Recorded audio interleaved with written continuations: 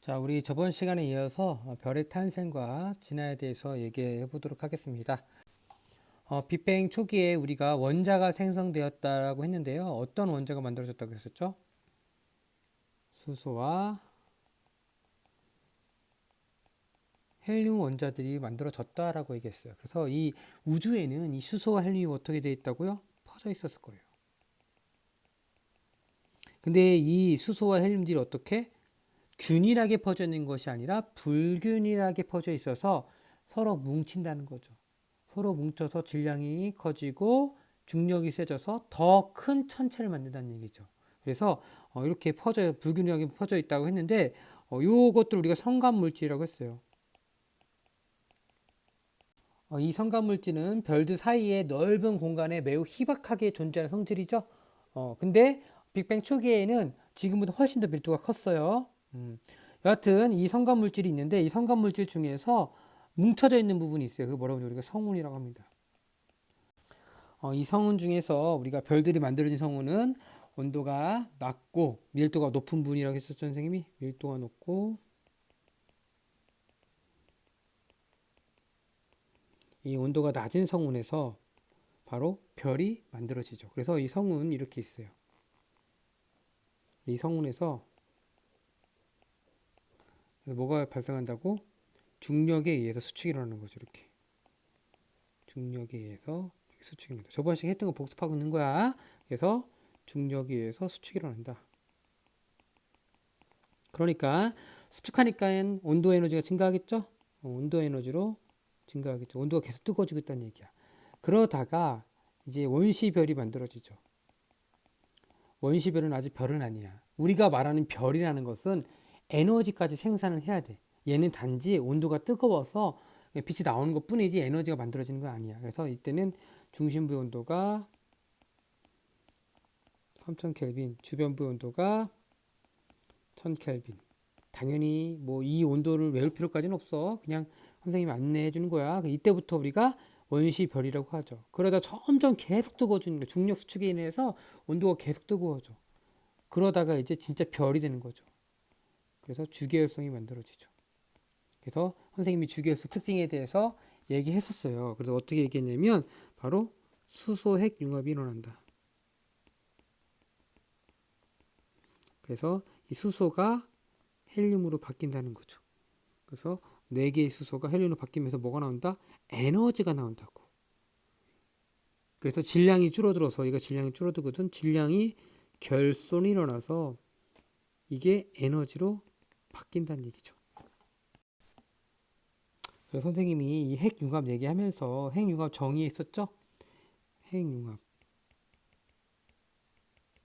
그래서 온도에 따라 달라지는데 이 수소 핵융합이 언제 일어난다고? 바로 이 1000만 켈빈 이상일 때. 그래서 이때 수소 핵융합이 일어난다고. 수소가 헬륨으로 바뀌면서 에너지 나오는 거죠. 그리고 1억 켈빈 이상일 때는 무슨 융합? 헬륨 핵융합. 그래서 헬륨이 더 무거운 원소인 탄소 같은 게 만들어지는 거고 온도가 뜨거워지면 계속 이런 식으로 뭐한다? 핵융합이 더 큰 것들이 만들어지는 거야. 이때는 탄소 핵융합이 일어나겠죠. 탄소가 뭐 네온, 뭐 마그네슘 이런 식으로 만들어지겠죠. 언제까지? 언제까지? 이 철이 만들어질 때까지.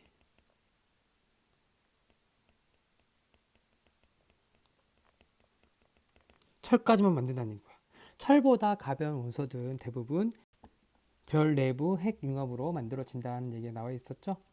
그래서 이런 식으로 핵융합에 대해서 얘기했습니다. 자, 두 번째로 뭐였냐면 수소 핵융합이 1000만 켈빈 이상일 때 만들어진다고 했고요. 그리고 정력과 평형을 이룬다고 했어요. 자, 주계열성이 되면은 더 이상 중력에 의해서 수축이 일어나지 않는다는 거야. 더 이상 쪼그라들지 않는다는 얘기죠. 왜 그러냐? 바로 이 에너지가 나온다고 했잖아요, 선생님이. 그 압력이 만들어져서 이 압력에 의한 팽창이 있겠죠? 이게 바로 중력 수축과 같아지기 때문에 크기가 일정해진다고. 이게 주기율성의 매우 중요한 특징이었죠. 그래서 그림을 그린 게 뭐였냐면 선생님이 이렇게 여기 수소 핵융합이 일어나죠. 그래서 원래는 중력이 작용해야 돼 이렇게. 근데 뭐가 발생한다고? 이 수소 핵융합에서 바깥으로 나가려는 압력이 발생하기 때문에 이 중력과 압력이 같아서 크기가 일정하게 유지가 된다. 이게 바로 평형 상태다. 그래서 지금 태양의 크기는 변하지 않고 계속 유지하고 있는 중이죠. 자, 그리고 세 번째로 바로 뭐냐면 이 주계열성의 뜻이 있었죠. 주로 이러한 계열의 별. 왜 이렇게 붙이냐? 별 일생의 대부분을 타자하기 때문인 거죠. 우리 태양도 앞으로 변할 거야. 근데 앞으로 50억 년 뒤에 변한다는 얘기예요. 그러니까 걱정할 필요가 없다라고 얘기했었죠. 그리고 또 한 가지. 그 행성마다, 행성이나 이 별마다 질량이 다 다르단 말이야. 그래서 질량이 어떨수록 클수록 수명이 짧다라고 했었죠.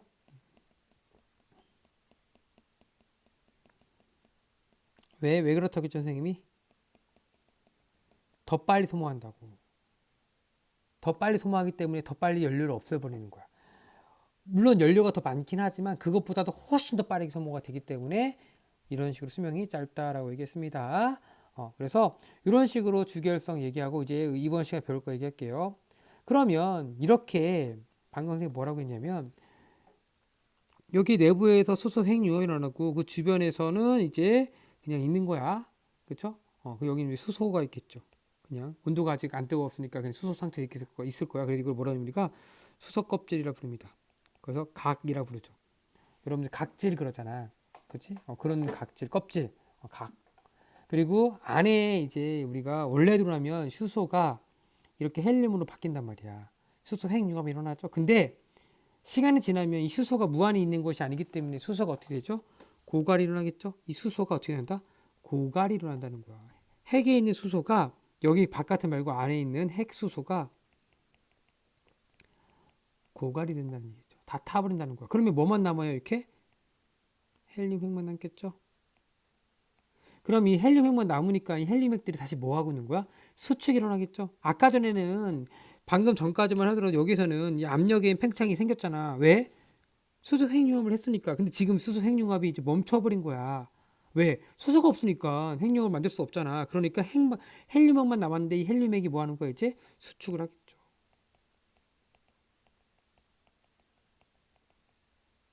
그렇죠? 그러니까 뭐 하는 거야? 온도 에너지 바뀌는 거죠? 헬륨핵의 온도가 상승하는 거죠. 자, 그러다 보면 계속 뜨거워지다 보니까 언제까지? 1억 켈빈까지 올라가는 거야. 그러다 보니까 1억 켈빈 이상 되면 뭐 한다? 이제 헬륨 핵융합이 일어나는 거예요. 이제 헬륨이 더 무거운 원소인 탄소 같은 걸로 바뀌는 거죠. 오케이? 자, 그리고 바깥에 이제 이렇게 되면 수소 껍질도 마찬가지로 뭐가 되냐면 수소 껍질 중에서도 요 부분 있을 거예요. 요 부분. 뭐 예를 들어서 한 요 정도 부분 뜨거워지니까 주변부도 온도가 뜨거워질 거 아니야. 그래서 한 요 정도 구간에서는 온도가 1000만 켈빈 이상 구간이 나타나겠죠. 그래서 요 중에 일부분 중에서 어디 부분? 이 수소 껍질 이 1000만 켈빈 이상 되는 부분에서 바로 뭐가 있냐면 수소 핵융합이 일어난다고요. 그렇죠? 이렇게 된다는 거야. 요게 지금 주계열성에서 수소가 태워버리고 난 이후의 상황이야. 그렇죠? 그러면 그림을 다시 한번 그려보면은 아까 전보다 지금 헬륨 핵융합, 수소 핵융합. 아까 전에는 헬륨, 수소 핵융합 나왔잖아. 그러면 어떻게 돼? 더 많은 에너지가 나오겠죠. 더 많은 에너지가 나온다는 거야. 즉 압력이 훨씬 더 세진다는 얘기야. 그래서 이 바깥으로 압력이 전부 다 어떻게 이렇게 커진다는 얘기야. 그래서 어떻게 행성이 이렇게 부풀어 올라요. 거성이 되는 거죠. 거성. 그래서 이거를 빨간색으로 보여서 우리가 뭐라고 한다? 적색 거성이라 부릅니다. 표면이 빨간색이라서 적색 거성. 그리고 더 커지면 초거성이라고 부르는 거야. 자, 그래서 주계열성 다음 단계에서는 뭘로 만들어진다? 바로 거성이 만들어진다. 자, 지우고 다시 확대해 볼게요. 그래서 이런 식으로 주계열성 다음에 뭐가 만들어지냐? 바로 적색 거성이 만들어진다고요. 초고성이 만들어진다고요. 그래서 중심부에서 뭐가 일어난다? 헬륨핵이 수축이 일어나서 헬륨 핵 융합이 일어나겠죠. 그리고 이 껍질 부분 중에서 전부 다는 아니지만 그 주변 1000만 켈빈 이상 되는 부분에서 바로 수소 핵 융합이 일어나는 거죠. 그래서 이 전보다 주기활성보다 훨씬 더 뭐하는 거야? 더 많은 압력이 생기는 거죠. 그래서 뭐가 된다? 크기가 팽창한다. 왜? 이 겉표면이 커졌기 때문에, 팽창했기 때문에 그러는 거죠. 그리고 너무 커져서 중심부의 온도를 올라갔지만 겉의 온도는 오히려 내려갔어.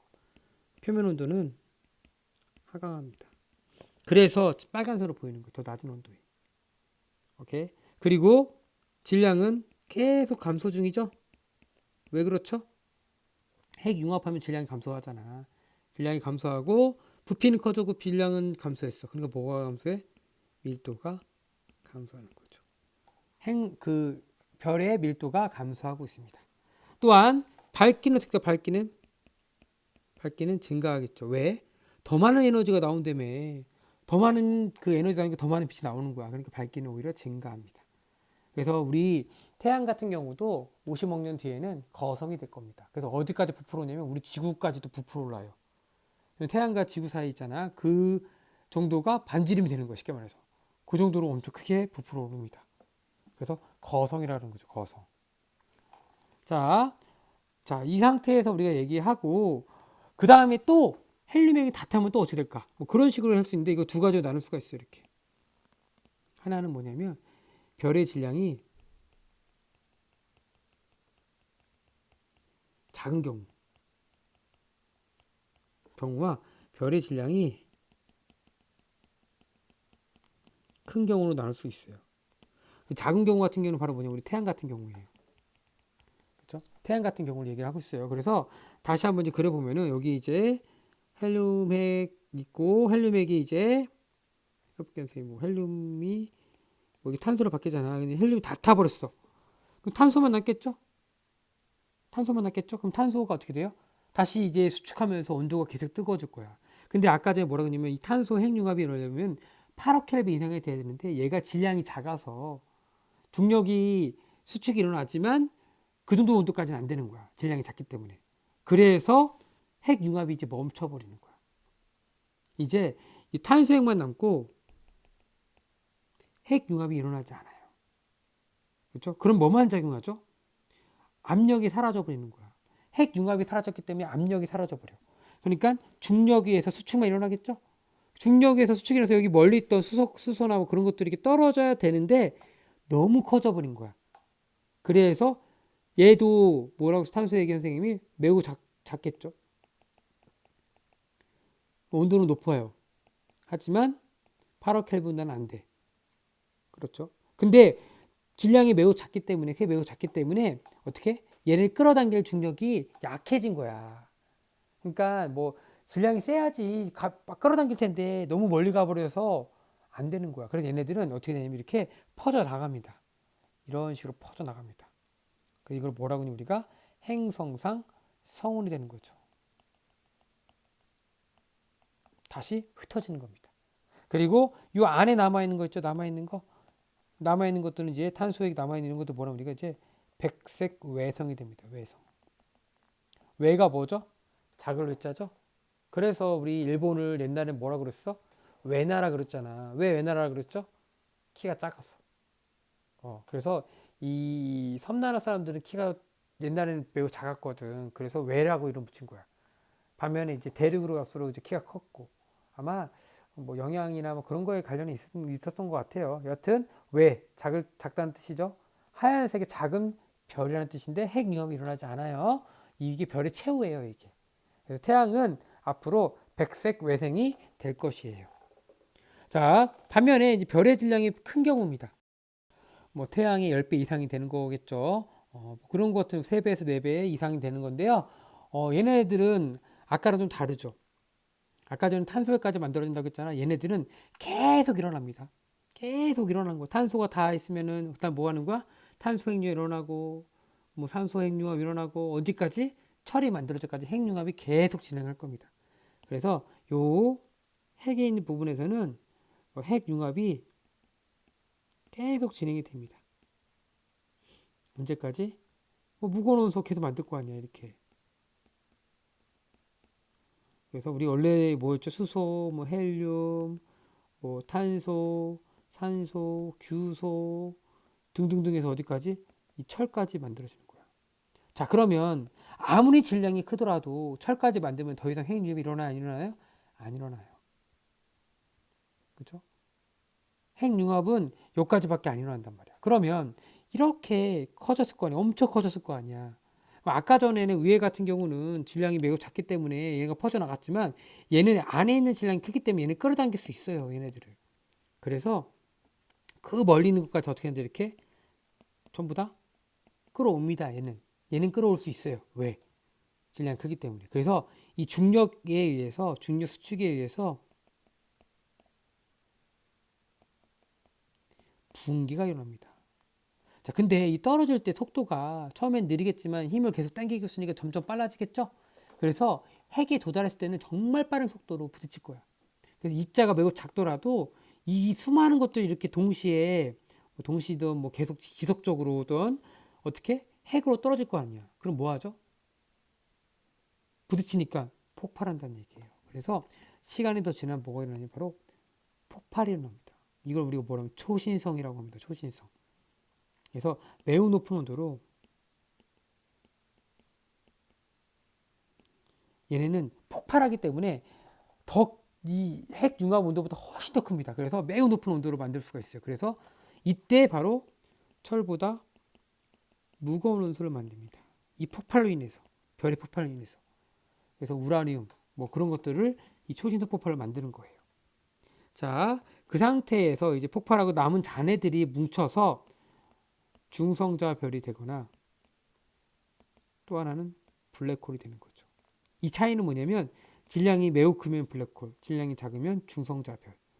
여기서 왜 중성자별이라고 하냐면 질량이 매우 커서 이렇게 이 전자 상태가 아니라 그 전하를 띄고 있는데 그 전하를 띄는 것들이 서로 엉켜서 중성의 상태가 돼서 중성자별이라고 붙였대요. 선생님도 이제 찾아보면 더 자세히 나올 텐데 이 정도까지만 얘기할게요. 자, 그리고 블랙홀. 블랙홀은 여러분 다 알다시피 엄청 질량이 큰 물질이죠. 그래서 다 끌어당기면 하는 거죠. 그래서 태양보다 훨씬 더 큰 별의 최후는 블랙홀이 됩니다. 이 최초로 블랙홀을 있다라고 생각하는 사람이 누구냐면 바로 아인슈타인이에요. 아인슈타인이 했는데 그 이후에 아인슈타인 주장한 이후에 나중에 찾아보니까 블랙홀을 발견했죠. 근데 이 블랙홀이 어디에 있을까요? 우리 주변에 있을까요? 우리 주변에 있으면 큰일 나죠. 다 빨려 들어가니까. 그럼 어디 있을까요? 얘는 지금 가장 가까운 블랙홀은 어디냐면 바로 우리 은하 가운데 있어요. 우리 은하 가운데. 그러니까 이렇게 생각하시면 돼요. 은하의 중심에는 블랙홀이 있어요. 왜? 그러니까 수천억 개의 뭐 천억 개 이상의 별들을 끌어당기고 있는 거잖아. 그래서 일정한 모양을 만들고 나선 모양을 만들 수 있는 거잖아. 또 타워 모양도 여러 가지 모양이 있겠지만 여하튼 가운데 블랙홀이 있기 때문에 그런 모양 만들 수 있는 거예요. 그렇죠? 그래서 블랙홀 이렇게 얘기했습니다.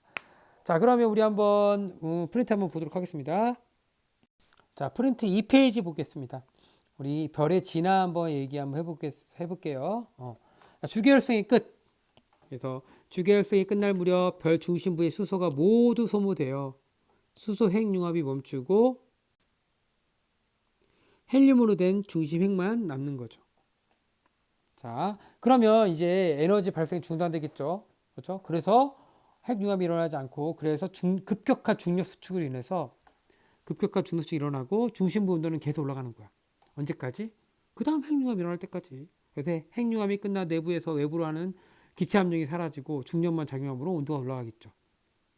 자, 그러다가 온도가 어느 정도 이상 되면은 한 1억 켈빈 이상까지 가열된다면 바로 헬륨 핵융합이 일어난다는 얘기죠.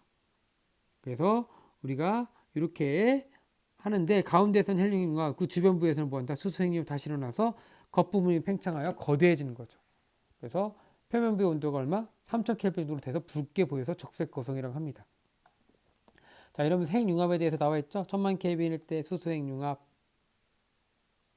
1억 켈빈일 때 헬륨 핵융합, 8억 켈빈일 때 탄소 핵융합, 네온 핵융합, 산소 핵융합, 규소 핵융합 이런 식으로 더 큰 원소들을 만들겠죠. 언제까지? 철까지.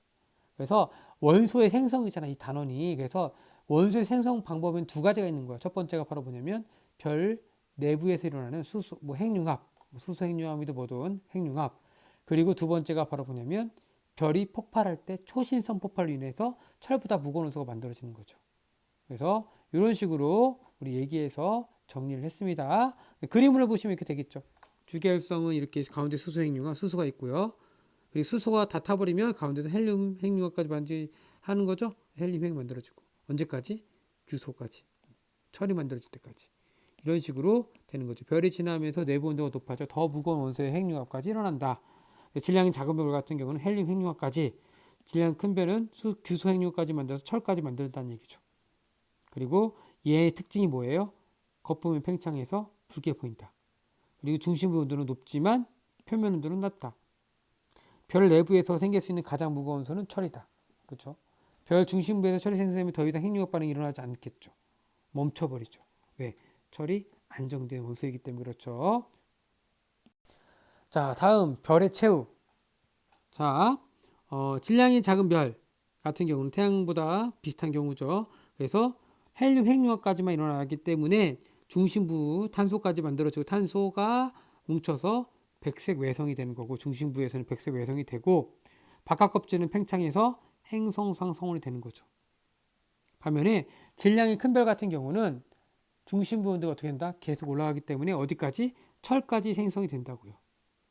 마지막 단계에서 급격한 중수식이 일어나서 어떻게? 다 한꺼번에 부딪혀서 폭발한다는 거죠. 이걸 뭐라 한다? 우리가 초신성이라고 한다. 이 초신성에서 뭐 한다고? 이제 철보다 무거운 원소를 만든다. 여기까지가 별의 탄생과 진화입니다. 그래서 빅뱅부터 시작해가지고 우주의 탄생부터 별탄까지 얘기를 했어요. 자, 그러면 이거는 보편적인 거고 이제부터 해야 될 건 뭐냐면 우리 태양계, 우리 지구는 어떻게 만들어졌냐에 대해서 이제부터 다루도록 하겠습니다. 자, 그럼 이번에 이어서 태양계 형성에 대해서 얘기해 보도록 하겠습니다. 이것도 마찬가지로 먼저 정리한 다음에 우리 프린트 보도록 하자. 원래는 선생님이 이제 프린트를 보고 나서 정리를 했는데 좀 시간을 절약하고자 이렇게 하고 있습니다. 자, 별탄과 비슷해요. 별의 탄생과 되게 비슷합니다. 우리 별을 어떻게 탄생한다고 했죠? 성운에서 만들어진다고 했죠. 성운에서. 그렇죠? 어떤 성운? 밀도가 높고 온도가 낮은 성운에서 만들어지겠죠. 그렇죠? 똑같아요. 우리 태양계도 똑같이 이런 식으로 밀도가 높고 온도가 낮은 성운에서 만들어졌습니다. 자, 그리고 선생님이 뭐라고 했죠? 얘네들이 중력에 의해서 뭐 한다고 이렇게 수축을 한다라고 했었죠. 그래서 정리를 해보면은 먼저 이 성운에서 만들어집니다. 그래서 이 자체의 중력에 의해 뭐 한다? 수축이 일어납니다. 근데 이제 그냥 일어나는 게 아니라 우리 조금 더 디테일하게 얘기되잖아요. 어떻게 일어나냐면 바로 이렇게 회전하면서 수축합니다.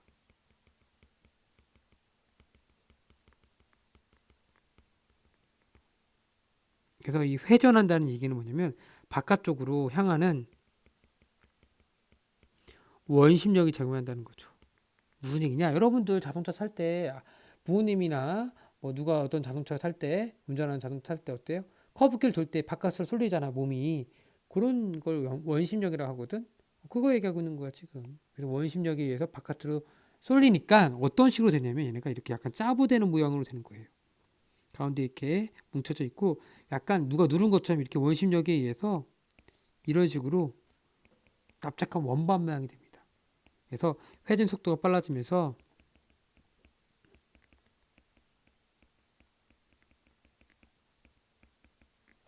이 원심력에 의해 물질이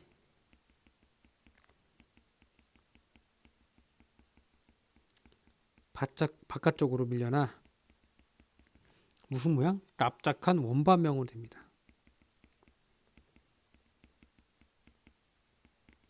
그래서 요 원심력에 의해서 회전하는 완벽한 구는 존재하지 않아요. 그래서 우리 뭐 태양도 마찬가지고 지구, 수성, 금성 뭐 다 약간 찌그러져 있어. 납작해. 타원은 모양이야. 왜? 원심력 때문에 그런 거죠.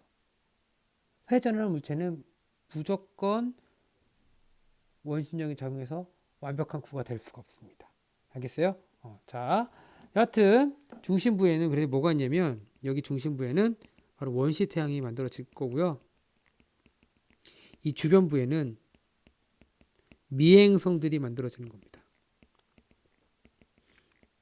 미행성들이 만들어지는 거예요. 그래서 미행성도 이렇게 엄청나게 많이 있겠죠. 그렇죠?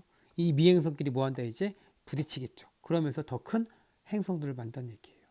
그래서 가운데의 원시 태양은 점점 커질 테고, 그렇죠? 그리고 이 미행성들이 만들어져서 이렇게 행성들을 이렇게 만들겠죠. 이때는 이제 원시 행성이라고 할게요, 선생님이 그냥. 그래서 세 번째가 뭐냐면 고리와 미행성체가 형성이 되는데 이 미행성끼리 충돌해서 바로 원시 행성이 되는 거죠. 현재 이제 수금지와 목도천의 원시 행성이 되는 거죠. 근데 이때 당시에 원시 행성은 크기가 매우 작았어요. 그 정도까지만 알아주시면 될 것 같아요. 자, 여하튼 이런 식으로 태양계가 형성이 됩니다. 자, 그럼 다시 이제 오른쪽 보시면 태양계 형성이 나와 있죠? 한번 채워볼까요?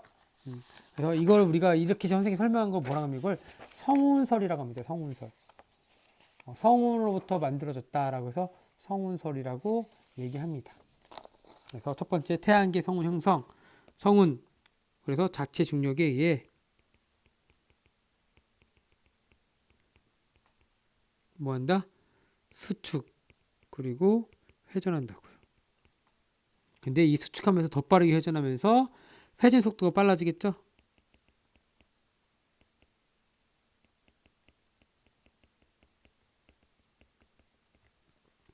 원심력이 더 크게 작용하니까 원심력에 의해 납작한 원반 모양이 되는 거죠.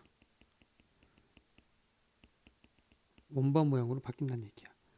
그리고 이렇게 고리와 이렇게 미행성체 형성되는 거죠.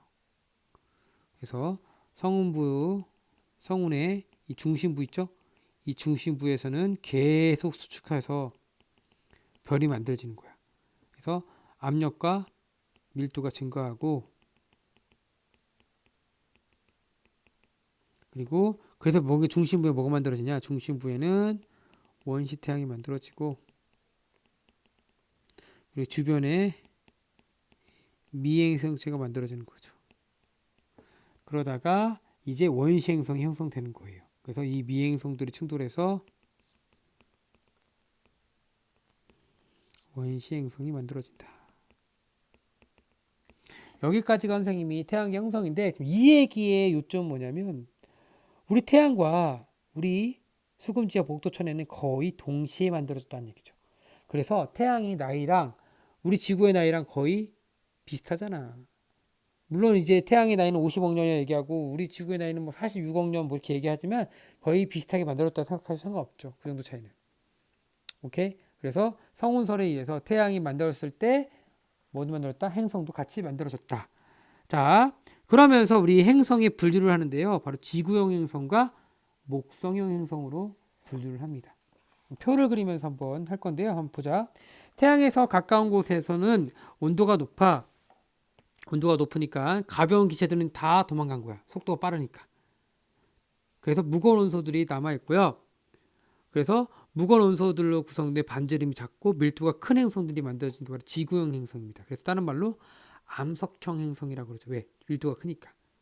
반면에 이 목성 행성은 태양에서 먼 곳에서 온도가 낮아 가벼운 기체들까지 다 남아 있는 거야. 기체가 더 많아. 그래서 기체형 행성이라고 합니다. 그래서 지구형은 암석형, 목성형은 기체형. 그래서 지구형은 수, 금, 지, 화. 목성형은 목토천해. 이런 식으로 얘기한다는 거죠. 그래서 비교를 해보자. 지구형 행성 같은 경우는 크기가 작다. 반면에 목성형 행성 크기가 크다. 그 지구형 행성 같은 경우는 어떻게? 질량이 작죠. 반면 얘는 질량이 크죠. 밀도는 암석형이라고 했잖아. 암석형. 아까 뭐 밀도가 큰 거라고 했잖아, 선생님이. 암석형이기 때문에 여기다 쓸게. 밀도가 큽니다. 반면에 이 목성형은 기체형이라고 합니다. 가벼운 기체까지 다 포함되어 있기 때문에 그래서 밀도가 낮다라고 얘기하는 거죠. 자, 자전주기라는 것은 우리 지구 같은 경우는 자전주기가 얼마야? 하루죠? 근데 이게 빠른 편일까 느린 편일까? 느린 편이에요. 길어요. 자전주기 길다. 반면에 목성 같은 경우는 짧다. 그래서 얘는 우리 지구는 한 바퀴 도는데 얼마야? 하루 24시간 걸리지만 목성형은 9시간 50분 정도 걸린다고 합니다. 엄청 빠르게 도는 거죠. 오케이? 그래서 얘 같은 경우는 지구형은 속도가 느리다라고 얘기하고 얘는 크기도 큰데 더 빨리 움직이는 거잖아. 그러니까 빠르다라고 하는 거죠. 생각을 해봐. 이게 한 바퀴 도는데 하루 걸리는데 이렇게 큰 게 한 바퀴 도는데 얼마? 9시간밖에 안 걸리는데 그럼 여기의 속도는 요거랑 비교했을 때 훨씬 더 빠르겠죠? 그러니까 속도가 훨씬 빠르다라는 거야, 목성이. 편평도는 뭐냐면 평평한 정도야. 근데 아까 내가 뭐라고 했냐면 회전하는 물체는 원심력이 작용해서 납작해진다고 했죠? 얘는 회전 속도가 느리니까 원심력이 약하게 작용하니까 납작한 정도가 어떻게 되는 거야? 작아요. 편평한 정도가 작다라고 하는 거죠. 반면에 얘는 원심력이 크게 작용하기 때문에 편평도가 크다라고 얘기합니다. 그래서 얘는 원에 가깝다라고 얘기하고요. 얘는 타원에 가깝다라고 얘기합니다. 그래서 우리 토성 같은 경우는 약간 짜부돼 있잖아요. 이렇게 짜부돼 있어요. 이렇게 그런 식으로 얘기하는 거죠. 자, 고리. 지구형 행성 고리 있어요? 없죠. 자, 반면에 목성 행성은 고리 있습니다. 목성도 있어요. 안 보이는 것뿐이지 있긴 있어. 고리는 뭐 토성은 잘 보이고 여튼 고리 있습니다. 그리고 위성. 수성은 없고요. 금성도 없고요. 지구는 몇 개 있죠? 달 하나 있죠? 그리고 화성은 2개 있고 당연히 외울 필요는 없어. 반면에 목성형은 많아요. 그래서 목성 같은 경우는 한 60여 개 정도 있다고 합니다. 무진장 많죠. 다 파악도 못했어 우리가 밝혀낸 것만 60개 정도 된다는 얘기야. 근데 요게 되게 중요한 과학사적으로 되게 중요한 의미를 갖고 있어요. 우리 목성의 의성을 처음 발견한 사람이 누구죠? 여담인데 그래도 알아두면 좋으니까 누구죠? 갈릴레오죠. 근데 이게 되게 왜 중요하냐면 갈릴레이 이전에서는 이제 신적인 이제 그 신이 우리 인간을 만들어서 가장 세상의 중심은 바로 인간이었어. 지구고 인간이고 그랬어. 그렇죠? 그래서 이 우주조차도 지구를 중심으로 우주가 돈다라고 했던 그 천동설이었죠. 왜? 지구가 중심이니까. 지동설은 지구가 중심이 아니라 태양이나 다른 데가 중심이란 말이야. 그쵸? 다르단 말이야. 근데 이 중간 단계에 넘어갈 때 갈릴레이가 매우 큰 역할을 한 거야. 왜 그러냐면 밤하늘에 목성을 발견했더니 목성의 위성이 4개나 있는 거야. 4개나 발견한 거야. 근데 뭐가 이상하고도 왜? 그 전까지만 세계관에서는 우리 인간이 가장 중심이기 때문에 우리 지구에서만 위성을 갖고 있는 거야. 달이라는. 근데 목성은 4개나 갖고 있는 거야. 목성을 중심으로 도는 게 4개나 있는 거야. 그러니까 이게 가치관이 바뀌는 거야. 왜? 우리가 중심이 아닐 수도 있겠다. 라고 생각할 수 있게 되는 거죠. 그래서 이게 옮겨가면서 갈릴레오가 전기제품 봤잖아. 물론 이제 갈릴레오는 이 중간 단계에 있었던 사람이에요. 무슨 얘기냐면 뭐 이런 걸 발견했지만 전기재판에서 뭐라고 했어요? 뭐 지구는 뭐 돌고 있다. 지구를 중심으로 돌고 있다라고 얘기했잖아. 그래서 기존의 세계를 얘기했잖아. 그렇죠? 그 이유가 뭐냐면 갈릴레오의 특성 때문에 그래. 이 갈릴레오가 어떤 사람이었냐면 귀족은 아니었어. 귀족은 아니었지만 귀족이 되고 싶어 했죠. 그래서 이제 그 귀족이 되고 싶은 마음 여러 가지겠지만 뭐 영국 왕실에서 뭐 자기를 받던지 아니면 그런 식으로 하면 되잖아, 그렇지? 그래서 연구 활동을 이 과학적 그 업적을 쌓아서 그 귀족이 되고 싶어 했단 말이야. 그래서 뭐 귀족한테 돈을 받아서 망원경도 만들어주고 막 그런 식으로 한 거야. 그래서 기존에 이제 갈릴레오 이전에는 망원경이 있었어. 근데 되게 허접했어. 근데 갈릴레오가 만든 망원경이 너무나도 좋았단 말이야, 성능이. 그래서 이제 그때 당시 이제 한두 개밖에 안 만들었어. 왜냐면 귀족에서 많이 만들길 원하지 않았거든. 왜냐면 이게 적군에게 넘어가면은 멀리서도 나의 위치를 파악할 수 있기 때문에 그렇게까지 지원하지는 않았어. 여하튼 그 망원경으로 우연찮게 목성을 관찰을 한 거야. 그래서 그걸로 인해서 전기 재판을 받는 거고. 하여튼 요 자세한 내용은 뭐 1시간 동안 얘기해도 끝이 없어요. 케플러까지도 얘기해야 되고 뭐 더 많이 얘기할 수가 있어요, 이거에 대해서는. 그래서 선생님 간단하게 목성 얘기 나왔기 때문에 한번 언급을 했습니다. 그래서 목성의 위성은 60여 개 정도 있다, 현재는. 토성도 한 50여 개 정도 있습니다. 그러니까 무수히 많은 거죠. 우리보단 훨씬 더 무수히 많다고 표현할 수 있는 거죠. 자, 대기 성분. 지구형 같은 경우는 무거운 원소로 되어 있어. 질소, O2, CO2. 반면에 목성형은 가벼운 원소로 되어 있어. 수소, 헬륨, 이런 것들, 메테인, 이런 것들처럼 가벼운 원소로 구성된 분자 대기를 상태를 갖고 있는 거예요. 자, 이런 식으로 우리가 뭐 한다? 행성의 분류에 대해서 얘기했어요. 다음 거 넘어갈게요. 자, 그리고 나서 이제 태양계 형성까지 얘기했으니까 우리 지구의 탄생도 얘기해죠. 지탄, 위탄, 알죠? 위대한 탄생, 지구의 탄생, 지탄. 지구의 탄생을 얘기해 보도록 하겠습니다. 지구의 탄생 선생님이 간단하게 왼쪽에 써놓고 한번 해보도록 하겠습니다. 아까 원시의 행성 어떻게 만들어졌죠, 선생님이? 미행성끼리 충돌한다고 했죠? 미행성끼리 충돌로 만들어집니다. 그렇죠? 충돌하면서 점점점 커지겠죠? 자, 그러면 이게 충돌하는 과정에서 온도가 뜨거울까요? 아니면 차가울까요? 당연히 뜨거운 상태였단 말이야. 그래서 초창기의 지구는요, 매우 뜨거운 상태였어요. 뭐 그렇다고 해서 뭐 별처럼 뜨거운 건 아니지만 뜨거운 상태였죠. 현재보다는 훨씬 더. 그래서 이 지구를 이루고 있는 그 물질들이 다 녹아있는 상태였어요. 그래서 마그마 상태로 우리가 있었다고 생각하시면 됩니다. 그래서 마그마가 바다처럼 이루어서 마그마의 바다라고 하는 거야. 그렇죠? 이렇게 되어 있는 건데, 요 과정에서 우리가 미행성 충돌해서 마그마의 바다면서 온도가 상승한다고 했잖아요. 여러 가지 온도 상승 원인이 있는데, 첫 번째가 바로 뭐냐면 미행성 충돌에 의한 에너지 있죠. 그걸로 해서 온도가 뜨거웠고, 또한 원시 지구 중력 수축 에너지 있을 거 아니야.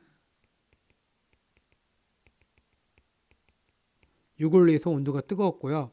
또한 뭐 이런 식으로 뭐 있는데, 이 지구 내부에 초창기의 원소들이기 때문에 방사성, 이게 붕괴가 일어나요. 이게 무거운 원소들 같은 경우는 붕괴가 일어나고 핵 분열이라고 하거든. 핵 분열이 일어나면서 에너지가 나오거든. 그래서 지구 내부에 이 방사성, 이 동위 원소들이 붕괴를 합니다. 그래서 붕괴열, 이런 것들이 바로 뭔다?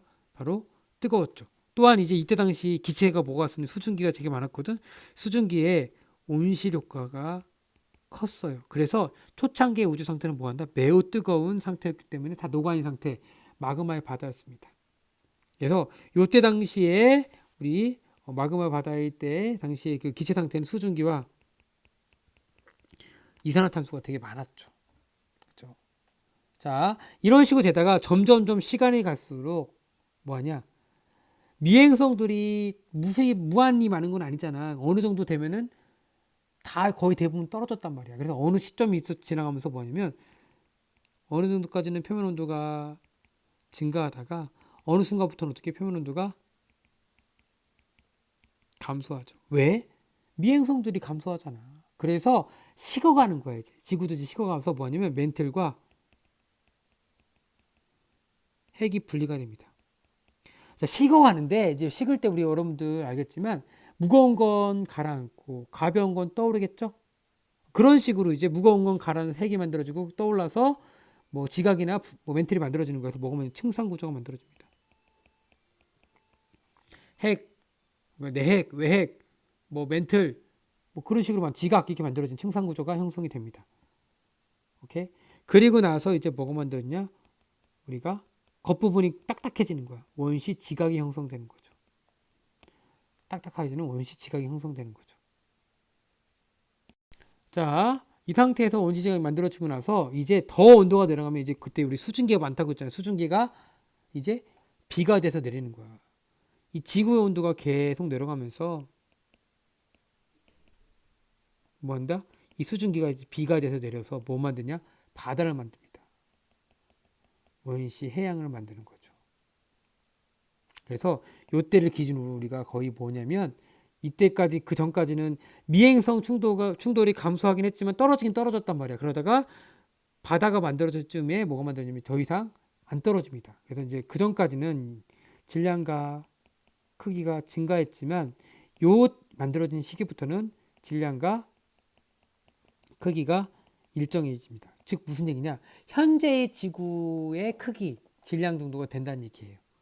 오케이? 자, 그리고 아까 수증기는 비가 돼서 내린다며 그럼 CO2는 이 물에 잘 녹거든.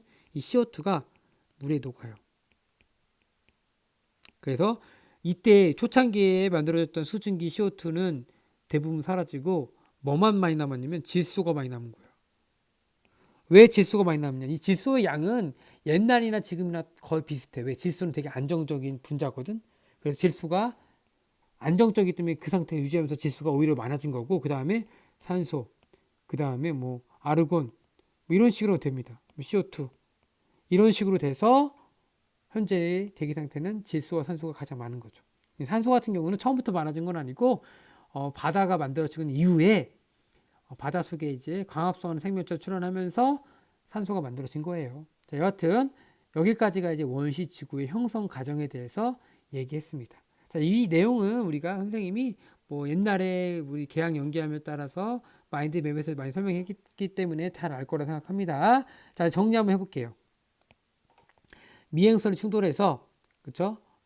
태양계 성운에서 미행성 충돌에 의해서 원시지구가 성장합니다. 원시지구는 철과 규산염이 섞여 있는 균일한 상태로 충돌에 의해서 크기와 질량이 점점 증가하는 계속 커지는 중이죠. 그러다가 이런 열에 의해서 마그마의 바다를 만들겠죠. 뭐 충돌열, 이산화탄소와 수증기의 온실효과, 뭐 지구 내부의 방사성 동위원소의 그 붕괴열, 뭐 그런 것들에서 뜨거운 상태였죠. 그러다가 어느 순간부터 온도가 이제 내려가기 시작합니다. 그래서 이제 미행성 충돌도 많이 이제 잦아졌고 이제 없어졌고 좀 줄어들었고, 그리고 뭐 방사선 동위원소도 거의 대부분 붕괴가 됐고, 그렇기 때문에 시간이 지남에 따라서 무거운 철 니켈들은 중심적으로 가라앉고 핵을 형성하고 가벼운 암석지 성분들은 멘틀을 형성한다는 얘기죠. 그래서 층상 구조를 이룬다.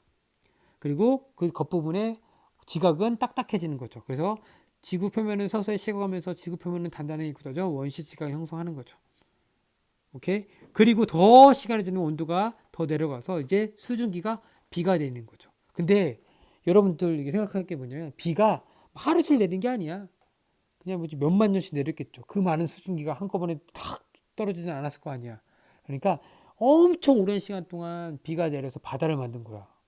여러분들 생각해보세요. 그 넓은 바다를 비가 내려서 만들어서 생각하면 엄청나게 많이 나왔겠죠. 그렇게 해서 우리가 이런 식으로 원시 바다를 형성했다. 자, 정리를 조금 더 부가 설명하고 있는데요. 마그마 바다 형성 에너지. 그래서 마그마 바다를 형성하기에 매우 높은 열은 뭐였었죠? 미행성 충돌열이었잖아. 미행성 충돌에 의한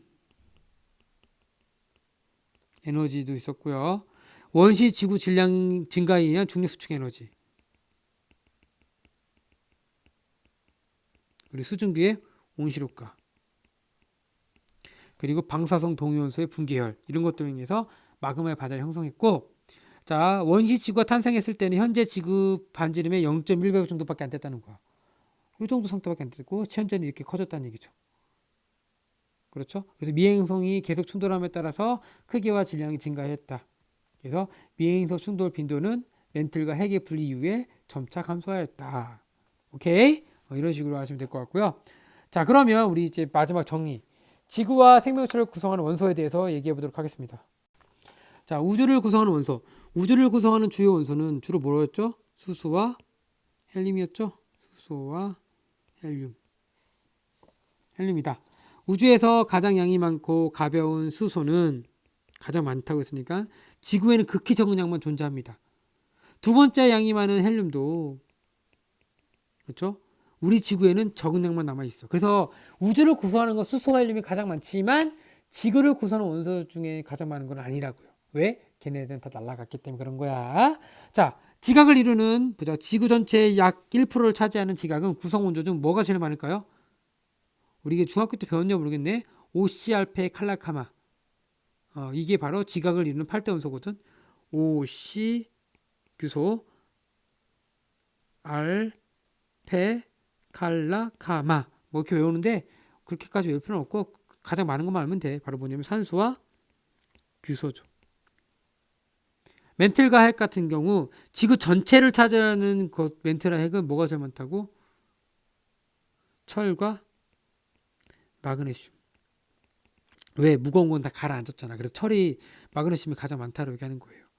그리고 대기 상태에서는 질소와 산소는 지구의 기압과 평균 온도 조건에서 기차에서 존재하는데 지구를 감싸고 있는 대기는 질소와 산소가 풍부하죠. 그렇죠? 자, 그러면 이렇게 각 지구를 이루는 구성 원소는 다른데 지구 전체로 봤을 때는 제일 많은 게 뭐라고? 철. 그 다음에 산소라고요. 그 다음에 규소. 알았죠? 그래서 요 지각을 이루는 구성 원소와 지구를 이루는 구성 원소들 시험에 잘 나와요. 그래서 뭐 기역, 니은 뭐 이렇게 하면서 기역 여기 디귿, 리을 뭐 기역과 디귿은 같은 원소이다. 뭐 이런 식으로 뭐 많이 물어본단 말이야. 그러니까 정확히 알아두는 게 중요하겠죠? 근데 다행스럽게도 이 뒷부분 나와 있는 것들은 몰라도 돼. 가장 많은 것들만 알면 돼. 한두 개 정도만 알면 돼요. 두 개 정도까지만 알면 돼. 알았죠? 그렇게 아시면 될 것 같고요. 여기까지는 지금 우리가 뭐 우주와 지구를 이루는 구성원 원소고 우리 사람을 이루는 구성원 원소도 있겠죠? 사람 같은 경우는 우리 몸을 구성하는 원소 중에서 산소, 탄소, 수소, 질소가 약 96%를 차지한다. 우리 몸에서 산소, 탄소가 가장 많다고. 그래서 이 중 70% 정도는 물로 존재하고 나머지 30%는 유전자와 영양소를 만드는 데 사용된다. 이 내용들은 어디서 많이 나오죠? 그렇죠. 우리 생명체의 구성 원소들에 대해서 다른 담당 선생님께서 아마 지도하는 걸로 알고 있습니다. 자, 그러면서 읽고만 넘어갈게요. 산소. 사람 몸을 구성하는 원소 중 가장 많은 원소는 산소이다. 이는 산소가 다른 원소와 결합하기 쉬운 특성을 가지고 있기 때문이다. 이거 선생님이 조금 더 자세히 알고 싶으면은 내가 선생님이 찍었던 마인드맵 있죠? 거기에 산소가 왜 중요한지에 대해서 얘기했을 거야. 알았죠? 탄소도 되게 중요합니다. 그리고 탄소도 4개의 공유합이 가능하기 때문에 여러 원소들과 안정하게 결합하여 매우 다양한 화합물을 만들 수 있고 복잡한 생명 현상을 일으키는데 매우 적합하다. 그래서 우리 몸을 구성하는 원 중에서 산소와 탄소가 가장 많아요. 탄소화합물 그걸 지각을 이루는 것과 규산형 강물과 그 생명체를 이루는 탄소화합물에 대해서 조금 더 구체적으로 나중에 배우시고 복습하시면 될 것 같아요. 자, 생명체를 구성하는 원소. 생명체를 구성하는 원소는 아주 작은 미생물에서 사람까지 식물, 동물 그 종류에 상관없이 거의 대부분 비슷하게 산소가 가장 많고 탄소, 수소, 질소다. 그런 얘기를 하고 있습니다. 자, 여기까지 선생님이 별의 탄생과 진화, 태양계 형성, 그리고 지구의 탄생까지 빨리 지나갔습니다. 그래서 필요한 내용들은 추가로 나중에 설명하도록 하고요. 관련된 문제 좀 풀어보시면 좋을 것 같아요.